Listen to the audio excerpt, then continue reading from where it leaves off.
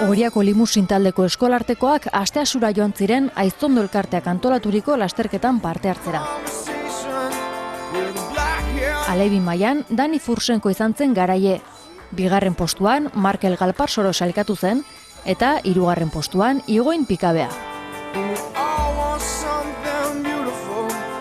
Neskei dagokienez, Oriako limusin taldeko Amaia Astarloak beste behin garaipena eskuratu zuen, mutilen artean laugarren sailkatu ondoren. Bigarren postua Naroa Olanorentzat izan zen.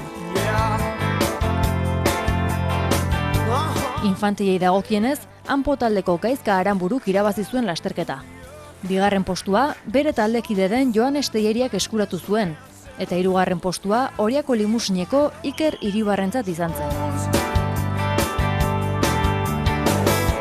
Nesken lasterketan lehen postua Laiene Pikabeak bete zuen, Andoaingo taldekoa.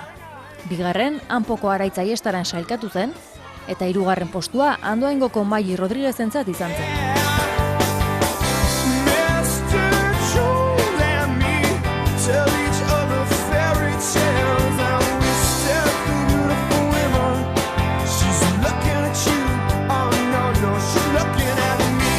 Bestalde, juvenilek Urretxun errepideko Gipuzkoako txapelketa jokatu zuten.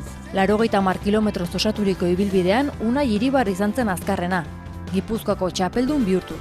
Horretaz gain, taldekako sailkapenean ere Oriako limusin izan zen lehen.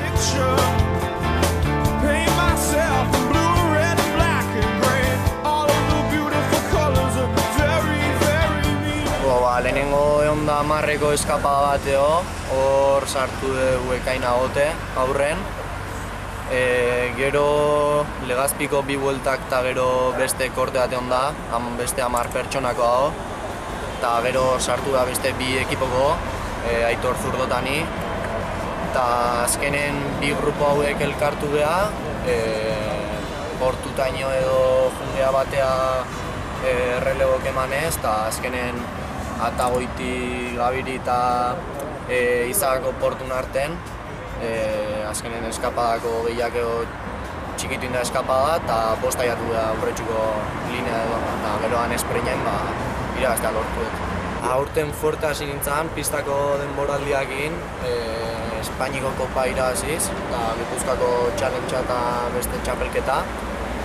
Eta gero karreterako 4. karreran edo kaida bat eukin nun, mandubin bera eta eskafoi hautsi nun. Eta orduan 2 hilabete edo geldion barri izan nintzen. Oain hasi nintzen maila tzerdialden edo berriz ekorritzen, eta hilabete honetan pixkanaka forma hartuz noa, eta azkenen gaur temporadako lehenengo garaipena jatuan.